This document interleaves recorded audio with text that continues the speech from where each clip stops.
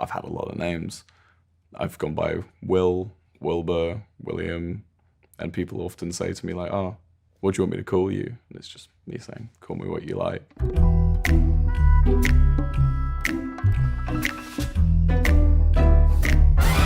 So the inspiration for the song came way, way after we'd actually like written it. I guess it was about the idea of that stage where you're in a relationship, but you're not sure if you're like ready for the next step beyond like just physicalness, you know, ready for a romantic one, if you know what I mean.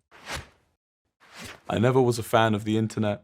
She never felt that safe in her own head. We both hate the news. The part of the internet and the news that gets to me the most is how interlocked they are. The internet tends to echo the news, and the news echoes the internet in just a big cycle that doesn't really come to any conclusions. But I feel like, you know, it's my responsibility as someone living on this planet that I've got to be in touch with it. I don't know, it's like an innate feeling in it that I've got to have my finger on the pulse of everything that's happening. There for the grace of God goes you.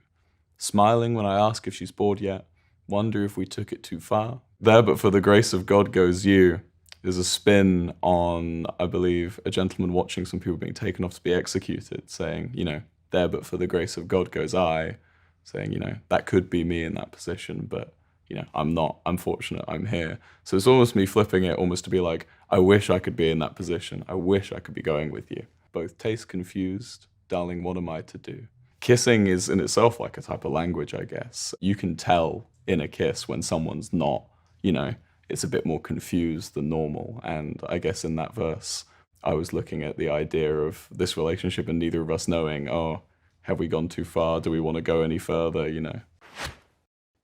I'd like to think that I'm the only guy she'll see tonight. You can call me what you like, as long as you call me. When you start a relationship, a non-romantic but physical relationship, you tend to not really care if they're going off and seeing other people or whatever. And this is like the part where you're catching feelings, I guess. And you're starting to think, oh God, am I the only one? Or is there more? And you can kiss the skin from my lips if it makes you feel good. I'm not sure if you want it, not sure if you need me to. And you can taste the beer on every guy who talks to you. But you can't stay awake forever. No, you can't stay awake forever. So I find myself in your mum's bedroom, fighting with the pink roller blinds. It's on pay-per-view, just place your bets on who's lost their minds. I very distinctly remember her having her mum's bedroom, having these big pink roller, like, curtain blinds. I've never fought with those blinds. I don't think I ever will. But, you know, if I did, I definitely had lost my mind. So you can watch it on pay-per-view as I box them. Not the person, the blinds.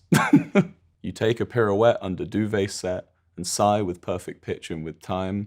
I'm not made for you, but what else is new? Oh Lord, she tells me that it's nothing. I really hope it's nothing. That's me begging that, you know, this person isn't beating around the bush, so to say, and it's actually, nothing's wrong, but there's always something wrong. This just in. I am a total fucking dumbass. I like to take my misery and make it very theatrical. I do it in the song The Fool. I have this, so come on one and all, you know. I like to take the most depressing moments and make them as theatrical, and, you know, I find that tragedy can be a comedy in a lot of ways. And I've come to the uncomfortable conclusion that I'll be spending the rest of my life in a state of constant paranoia. The state of constant paranoia would have to be that feeling behind, you know, are they with someone else? Why do I care? Why do I feel this way? That feeling when you're catching feelings, but you promised yourself you wouldn't at the beginning. Just let me follow you, and I'll proceed to bang my head on every doorway and door frame you see suitable for us to go through. I'm 6'6", so I do find myself hitting my head on doors quite a lot, and I like the symbolism of following this person and just completely blindly running into every obstacle that is through those doors. And you know that I found that the road to happiness is paved with rows and rows of very tempting parking spaces. I'm not paranoid, I'm a realist, because I know you're gonna kill me.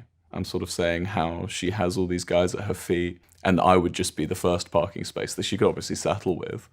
But, you know, why would you when you've got all those other opportunities? I don't think my experience is especially like unique. I'm living the same life as everyone else, and I'm just, you know, putting out my life to other people, and they're going, "Oh, that's me," you know?